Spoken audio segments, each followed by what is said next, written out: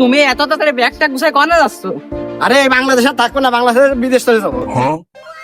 এই আমি কনে চলে আসছে ব্যাগ বুকসা নিয়ে। এই দাঁড়া দাঁড়া, কনে যাচ্ছি? দাঁড়া, আমরা আর এই দেশে থাকবো না, আমরা বিদেশ চলে যাচ্ছি। তুই এরকম হুট করে বিদেশ চলে যাচ্ছিস, কেউ কিছু না জানায়, কারণ কি? এই দেশে ভালো মানুষের কোনো কদরই নেই। দেশের জন্য এত কিছু করলাম, তারপরেও আমরা এই দেশে দামই পেলাম না। এই তা তোরা দেশের জন্য খেললি? এই দেশ আমার মূল্য বুঝলো না।